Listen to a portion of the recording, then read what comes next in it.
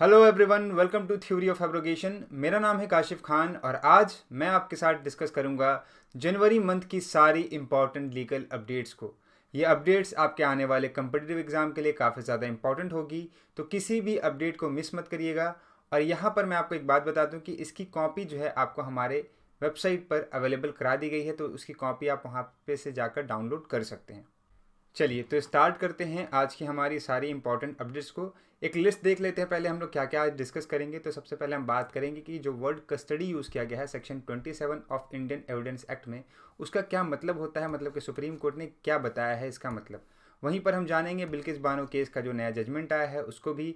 फिर compensation of victim of hit and run motor accident scheme 2022 में जो direction आया है उसको भी हम देखेंगे। उसके बाद हम देखेंगे कि रिटन स्टेटमेंट अगर टाइम पर नहीं फाइल होता है तो क्या वहाँ पे एक डिक्री पास की जा सकती है प्लेंटिफ के फेवर में, उसके ऊपर सुप्रीम कोर्ट ने क्या कहा है। फॉर्जरी और चीटिंग में जो डिफरेंस बताया है और इसमें जो है क्या जजमेंट आया है सुप्रीम कोर्ट का, उसको देखेंगे।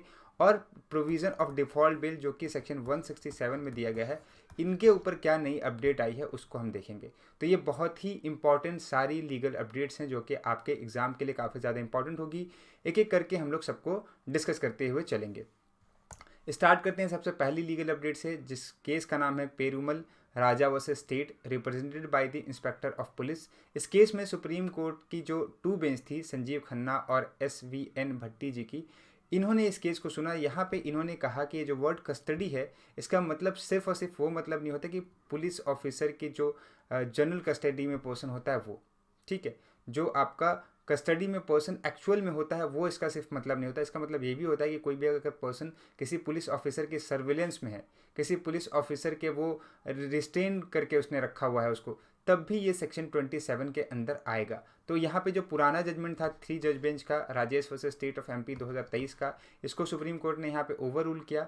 और यहाँ पे मतलब अपना ओवर रूल नहीं किया, अपना एक बता से डिसएग्रीमेंट यहाँ पे दिखाया है। और कोर्ट ने यहाँ पे बेसिकली अगर हम बात करें तो दो केसेस का रेफरेंस दिया है। केस का नाम है state of UP versus Devman Upadhyay और Dharmdev Yadav versus state of Uttar Pradesh. तो ये दो केसेस हैं जिसमें सुप्रीम कोर्ट ने रेफरेंस दिया, और रेफरेंस देकर सुप्रीम कोर्ट ने कहा कि सेक्शन 27 के अंदर में जो वर्ड कस्टडी यूज़ किया गया है उसका मतलब सिर्फ और सिर्फ पुलिस के एक्चुअल कस्टडी नहीं है। यहाँ पे ये मतलब होता है कि पुलिस जो है अगर किसी पर्सन को सर्विलेंस में रखती है, किसी पर्सन को रिस्ट्रिक्ट करती है, किसी पर्सन को रिस्ट्रेन करती है, तो उस टाइम पे भी उसने कोई स्टेटमेंट दिया और उस स्टेटमेंट से अगर कोई चीज़ मिल जाती है ना, उस स्टेटमेंट के बिहाफ पे कोई चीज़ मिल जाती है, तो वो दोनों एक दूसरे से लिंक करके वो एक एज ए कन्फेशन एक्सेप्ट किया जा सकता है, जो सेक्शन 27 इंडियन एविडेंस एक्ट का कहता है। नेक्स्ट केस की बात करते हैं, बिल्किस याकूब रसूल वर्सेस यूनियन ऑफ इंडिया। ये काफ़ी न्यूज़ में रहा ये पूरे इस मंथ मामला। इस केस में जैसा कि आपको मालूम होगा कि बिल्किस बानो एक रेप विक्टिम थी, जिनको 2012 के जो गुजरात राइट में है उनके साथ रेप किया गया था, उनकी फैमिली को जो है वो मार दिया गया था। तो यहाँ पर जब 11 जो कन्विक्ट थे उस केस के, उनको सज़ा दी गई थी किस चीज़ की, उम्र कैद की। अब उम्र कैद की सज़ा को गुजरात गवर्नमेंट ने कम कर दिया और मतलब कि ख़त्म कर दिया कब, 15 अगस्त 2022 में, और उन 11 के 11 जो कन्विक्ट थे उनको छोड़ दिया। इसके ऊपर पिटीशन फाइल हुई सुप्रीम कोर्ट में, और सुप्रीम कोर्ट में ये कहा गया कि गुजरात गवर्नमेंट ने जो ये पावर यूज़ करी है वो पावर ही गलत है। गुजरात गवर्नमेंट का कहना था कि हमने ये जो पावर यूज़ करी है, मतलब कि जो रिमिशन का पावर हमने इस्तेमाल किया है, वो 2022 का जो सुप्रीम कोर्ट का जजमेंट था राधे श्याम भगवान दास शाह एलाइस लल्ला वकील वर्सेस स्टेट ऑफ गुजरात का, उसको फॉलो करते हुए किया था। अब इस जजमेंट में क्या हुआ था, इस जजमेंट में सुप्रीम कोर्ट ने कह दिया था कि जिस भी स्टेट के यहाँ जो है वो ऑफेंस हुआ है, उस स्टेट के पास पावर है पनिशमेंट को रिमिश करने की। तो यहाँ पे गुजरात गवर्नमेंट ने कहा कि हमारे यहाँ ऑफेंस हुआ था तो हमारे पास पावर है केस में जो है रिमिशन देने की, इस ऑफेंस में रिमिशन देने की, तो हमने रिमिशन दे दिया। तो जब सुप्रीम कोर्ट के पास ये मामला गया तो सुप्रीम कोर्ट ने इस चीज़ को चेंज कर दिया, इस जजमेंट को भी चेंज कर दिया। और सुप्रीम कोर्ट ने यहाँ पे कहा कि जो भी अप्रोप्रिएट गवर्नमेंट वर्ड यूज़ किया गया है CRPC में, उसका मतलब यहाँ पे ये होगा कि उस गवर्नमेंट की हम बात कर रहे हैं जो गवर्नमेंट के पास ट्रायल चला है पर्टिकुलर केस का। मतलब कि जैसे कि यहाँ पे एक ऑफेंस गुजरात में हुआ था लेकिन केस आपका कहाँ चला था, महाराष्ट्र में। तो महाराष्ट्र ही गवर्नमेंट जो है एक अप्रोप्रिएट गवर्नमेंट है जो रिमिशन दे सकती है। गुजरात गवर्नमेंट यहाँ पे अप्रोप्रिएट गवर्नमेंट नहीं है, तो वो इस पे रिमिशन नहीं दे सकती है। गुजरात गवर्नमेंट का जो डिसीजन है वो गलत है, और वो जो डिसीजन अगर हम देख लें तो इस केस में भी एक तरह से फ्रॉड की तरह लिया गया था, क्योंकि यहाँ पे भी गुजरात गवर्नमेंट में आगे जाके इस केस के अगेंस्ट अपील नहीं करी। तो बहुत सारी चीज़ें देखी गई। इस चीज़ को हमने डिटेल में एक अलग वीडियो में डिस्कस किया हुआ है, उस वीडियो का लिंक आपको यहाँ पर आई बटन पे क्लिक करके मिल जाएगा, आप उसको वहाँ देख सकते हैं।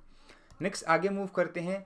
तीसरा जो हमारा केस है, तो इस Rajasekharan versus union of India case में अगर हम बात करें तो जस्टिस अभय एस ओका और जस्टिस पंकज मित्तल की बेंच ने बहुत सारे डायरेक्शन इशू किए हैं for the purpose of complying the provision of compensation of victim of hit and run motor accident scheme 2022।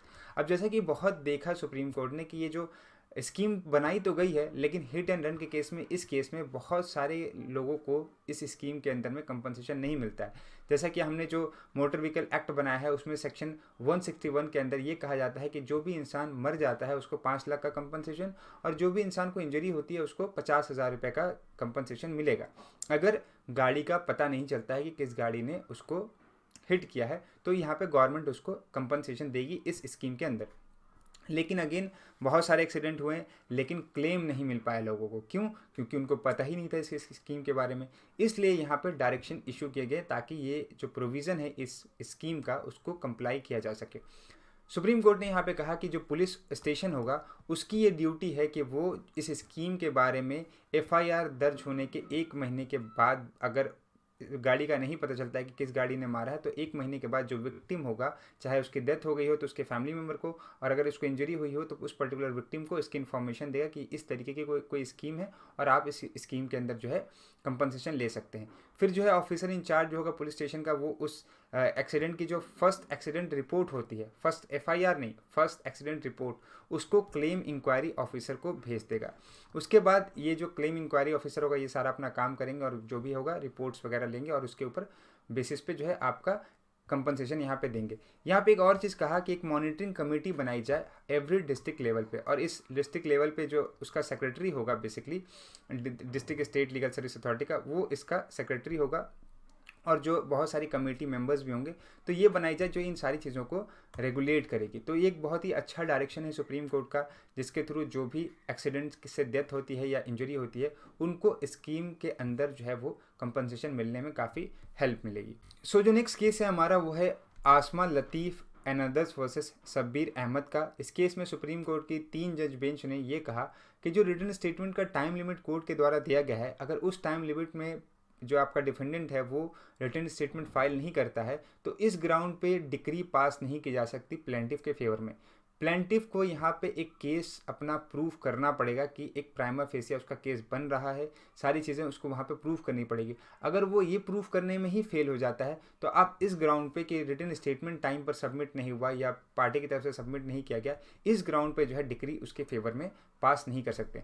So order 8 rule 10 भी जो है यही बात कहता है कि अगर डिफेंडेंट जो है रिटन स्टेटमेंट सबमिट नहीं करता है तो अप्रोप्रिएट डिक्री जो है वो कोर्ट पास कर सकती है। लेकिन अगेन अप्रोप्रिएट डिक्री कोर्ट कब पास करेगी? जब प्लेंटिफ अपना केस प्रूफ करेगा। ऐसा नहीं होगा कि उसने बस अपनी एप्लीकेशन जमा करी और उस एप्लीकेशन के बेसिस पे जो है वो, मतलब उसने अपना जो है प्लेन जमा किया और उस प्लेन के बेसिस पे जो है आप अपना जजमेंट सुना देंगे, ये चीज़ नहीं होगी, उसको केस अपना प्रूफ करना पड़ेगा। देन हमारा नेक्स्ट केस आता है Mariam Fasiuddin and anothers versus state. इस केस में जो है सुप्रीम कोर्ट ने बेसिकली जो हमने बताया कि फॉर्जरी और चीटिंग के बारे में एक डिटेल डिस्क्रिप्शन दिया है। मतलब कि यहाँ पे अगर हम कहें तो इस केस में इन चीज़ों को अच्छे तरीके से डिफाइन किया है कोर्ट ने। सुप्रीम कोर्ट ने इस केस में जहाँ पे एक हस्बैंड ने अपनी वाइफ के खिलाफ कंप्लेन करी थी कि उसने अपनी हस्बैंड का जो है वो एक साइन लिया है पासपोर्ट बनाने के लिए अपने बच्चे का, और बच्चे का पर्पस क्या था कि उस बच्चे को वो अब्रॉड ट्रैवल कराना चाह रही थी। तो यहाँ पे सुप्रीम कोर्ट ने कहा कि ये जो पूरा प्रोसेस है जो कि वाइफ ने यूज़ किया, ये किसी भी तरीके से फोर्जरी या चीटिंग में नहीं आता। क्यों? क्योंकि वहाँ पे उसका किसी भी तरीके का डिसीटफुल इंटेंशन नहीं था कि वो किसी भी तरीके की प्रॉपर्टी का डैमेज कराए अपने हस्बैंड को, या हस्बैंड को किसी तरीके का लॉस कराए, या फिर यहाँ पे किसी भी तरीके का अगर हम देखें तो कोई भी उसने डॉक्यूमेंट ऐसा नहीं बनाया था जिससे वो डिसऑनेस्टली इंटेंशन के साथ सामने वाले को डैमेज या इंजरी काउज करे। तो हस्बैंड को किसी भी तरीके से इंजरी या डैमेज काउज करने का उसका कोई इंटेंशन नहीं था, ना ही वो कोई लॉस कराने का उसका कोई इंटेंशन था, और ना ही ऐसा कुछ हुआ यहाँ पे, क्योंकि उसने एक साइन ही हस्बैंड का लिया था और इस पर्पज से कि पासपोर्ट बना सके और पासपोर्ट से अपने बच्चे को वो ट्रैवल करा सके। और ये बड़ा पेचीदा फैक्ट था यहाँ पे। Basically husband and wife London जाते हैं, वहाँ रहते हैं, फिर झगड़ा होता है और ये सारी चीज़ें फिर आती है आपकी। तो बेसिकली यहाँ पे यही चीज़ है कि जो पर्पस है, जो मेन इसेंशियल है, वो यहाँ पे फुलफिल नहीं होता है फॉर्जरी का और चीटिंग का। इस वजह से कोर्ट ने यहाँ पे वाइफ को और जो इसके रिलेटिव थे उनको यहाँ पे एक्विट कर दिया केस में। नेक्स्ट केस हमारा आता है central bureau of investigation versus Kapil Wadhawan and anothers का। इस केस को आप जो है बहुत बड़े DHFL जो फ्रॉड हुआ था उससे भी आप रिलेट कर सकते हैं। जैसा कि आपको सभी को मालूम होगा कि FIR लॉन्च हुई थी under section 120B, 409, 420, 477A of IPC and 13 to read with section 13(1)D of PC act 1988। तो ये जो पूरा यहाँ पे मामला हुआ था, मतलब कि मामला ये था कि लोन लिया गया था फ्रॉड करके, चीटिंग करके, जो है एक तरह से यहाँ पर बैंक से लोन लिया गया था। और कितने बैंकों से? 17 बैंकों से। कितना का लोन था? 42,000 करोड़ का लोन था। ठीक है, DHFL कंपनी थी एक, इन्होंने एक लोन लिया था और इसमें 17 बैंक इन्वॉल्व थे। इन 17 बैंकों को DGM of union bank of India जो है वो रिप्रेजेंट कर रहे थे। तो यहाँ पे जो है केस जब देखा गया, पूरा का पूरा मामला देखा गया, तो यहाँ पे जो इस केस में एक्यूज्ड हैं उन्होंने जो है डिस्ट्रिक्ट कोर्ट में अपनी बेल की अर्जी लगाई। बेल की अर्जी जो है वो डिफ़ॉल्ट बेल के ग्राउंड पे लगाई। उन्होंने कहा कि जो CBI ने अपनी चार्जशीट सबमिट की है वो कंप्लीट चार्जशीट नहीं है, क्योंकि उसमें जो अदर एक्यूज्ड हैं उनके खिलाफ अभी तक पूरा का पूरा जो है मामला उन्होंने कंप्लीट करके, इन्वेस्टिगेशन कंप्लीट करके जो है अपनी रिपोर्ट सबमिट नहीं की है। तो इस ग्राउंड पर हमें बेल दे दी जाए। तो यहाँ पर ट्रायल कोर्ट ने बेल दे दी। हाई कोर्ट में ही मामला जब गया तो हाई कोर्ट ने ही बेल दे दी। लेकिन जब सुप्रीम कोर्ट के पास मामला गया तो सुप्रीम कोर्ट ने कहा कि हम ऐसा नहीं कर सकते। डिफ़ॉल्ट बेल का मतलब ये नहीं है कि अगर आपके खिलाफ चार्जशीट सबमिट हुई है और अदर एक्यूज के खिलाफ चार्जशीट सबमिट नहीं हुई, अभी वहाँ पे पेंडिंग है, तो आपको बेल दे दी जाएगी उस ग्राउंड पे।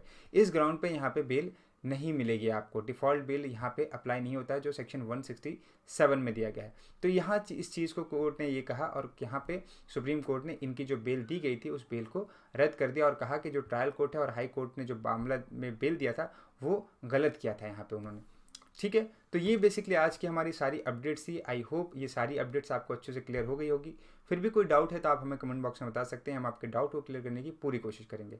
मिलते हैं ऐसी ही इंपॉर्टेंट वीडियो के साथ, तब तक के लिए good bye and take care.